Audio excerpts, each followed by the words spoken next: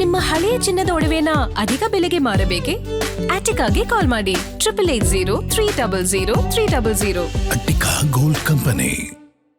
ನಮ್ಮ ಜೊತೆಗೆ ಇದೀಗ ಸಚಿವರಾಗಿರ್ತಕ್ಕಂಥ ಮಧು ಬಂಗಾರಪ್ಪನವರಿದ್ದಾರೆ. ಅವ್ರನ್ನೂ ಸಹ ಮಾತಾಡ್ತೀನಿ. ನಾಗೇಂದ್ರ ಅವರ ವಿಚಾರದಲ್ಲಿ ಕಾಂಗ್ರೆಸ್ನ ಸಚಿವರುಗಳು, ಶಾಸಕರುಗಳು ಎಲ್ಲರೂ ಸಹ ಬೆಂಬಲಕ್ಕೆ ನಿಂತಿರುವಂಥದ್ದು. ಹೀಗಾಗಿ ಅವ್ರನ್ನೂ ಸಹ ಕೇಳ್ತಾ ಇರುವಂಥದ್ದು, ಸರ್ ನಾಗೇಂದ್ರ ಅವರ ಬೆಂಬಲಕ್ಕೆ ನಿಲ್ಲುವಂಥ ಅನಿವಾರ್ಯತೆ ಬಂದಿದೆಯಾ ನಿಮಗೆ ಅಂತ? ಯಾಕೆ ಅವ್ರ ವಿರುದ್ಧ ಮಾಡೋದಕ್ಕೆ ಅವ್ರಿಗೆ ಅನಿವಾರ್ಯತೆ ಇದೆಯಾ?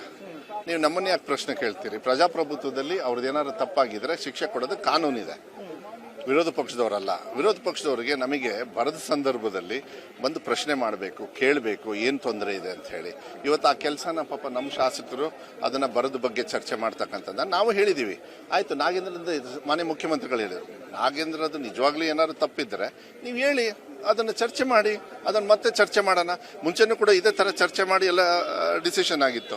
ಆಯಿತು, ಹಾಗಾದರೆ ಈ BJP ಏನು ಈ ಸ್ಥಾನದಲ್ಲಿ ಕೂತ್ಕೊಂಡು ಇದು ಮಾಡ್ತಾರಲ್ಲ, ವಾಷಿಂಗ್ ಮಿಷಿನಿಗೆ ಹಾಕಿ ಎಷ್ಟೋ ಜನರು CBI ED ಅವ್ರು ಕ್ಲೀನ್ ಆಗಿದ್ರಲ್ಲ, ಅದ್ರ ಬಗ್ಗೆ ಏನು ಹೇಳ್ತಾರಂತೆ? ಅದಕ್ಕೆ ನಾನು ಹೇಳೋದು, ಜನರಿಗೆ ನಾವು ಉತ್ತರ ಕೊಡಬೇಕು. ಜನರು ನಾವು ರೆಡಿ ಇದ್ದೀವಿ ಚರ್ಚೆಗೆ ತಗೊಂಡು. ಇದು ಒಂದೇ ಅವ್ರಿಗೇನಂದ್ರೆ ನಮ್ಮ ವಿರುದ್ಧ ಏನು ಇಲ್ಲದೆ ಇರತಕ್ಕಂಥ ಸಂದರ್ಭದಲ್ಲಿ ಈ ಥರ ಹೇಳೋದು ಸಹಜವಾಗಿ ಹೇಳ್ತಾರೆ.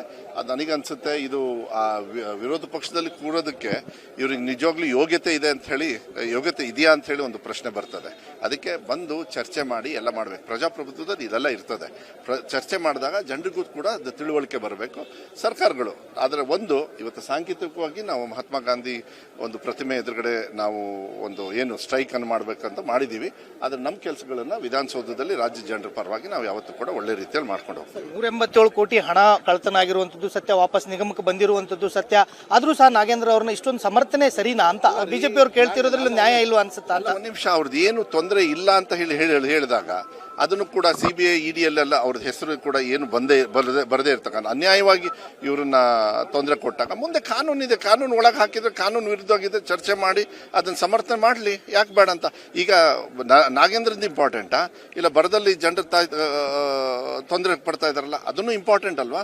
ಅದನ್ನಾದ್ರೂ ಚರ್ಚೆ ಮಾಡಬೇಕು. ಈಗ ಅದಕ್ಕೆ ನಮ್ಮ ಸದಸ್ಯರೇ ಇವತ್ತು ಅದ್ರ ಬಗ್ಗೆ ಚರ್ಚೆ ಮಾಡಿ ಎಲ್ಲದೂ ಕೂಡ ಅವ್ರ ಪರವಾಗಿ ಧ್ವನಿ ಎತ್ತಕ್ಕಂಥ ಕೆಲಸ. ಯಾಕಂದ್ರೆ ಕೇಂದ್ರ ಸರ್ಕಾರದವರು ಕೂಡ ಹಸ್ತಬೇಕಾಗುತ್ತೆ ನಮ್ಮ ಬರದ ವಿಚಾರಕ್ಕೆ.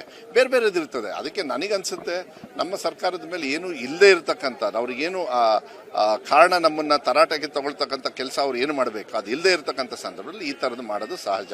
ಐ ಥಿಂಕ್ ಇದು ನಿಜವಾಗ್ಲೂ it doesn't make any sense. ಈಗಾಗಲೇ CBI ದವರು ಸಹ ರಾಜ್ಯಪಾಲರಿಗೆ ಪ್ರಾಸಿಕ್ಯೂಷನ್ಗೆ ಅನುಮತಿಯನ್ನು ಕೊಡಿ ಅನ್ನೋ ಒಂದು ಮನವಿಯನ್ನು ಸಹ ಮಾಡ್ಕೊಂಡಿರುವಂಥದ್ದು ಸರ್. ಆಯ್ತು, ಮನವಿ ಇಸ್ ನಾಟ್ ಎ ಡಿಸಿಷನ್ ಅಲ್ಲ, ಅದು ಆಮೇಲೆ ಡಿಸೈಡ್ ಮಾಡೋದು, ಅದು ಕಾನೂನಿದೆ. ಇದಿಷ್ಟು ಸಚಿವರಾಗಿರ್ತಕ್ಕಂಥ ಮಧು ಬಂಗಾರಪ್ಪ ಅವರ ಮಾತುಗಳು. ಕ್ಯಾಮರಾಮನ್ ಕುಶಾಲ್ ಜೊತೆ ವೀರೇಶ್ ದಾನಿ, guarantee news, Bengaluru. Guarantee news, ಸುದ್ದಿ ಖಚಿತ, ನ್ಯಾಯ ನಿಶ್ಚಿತ.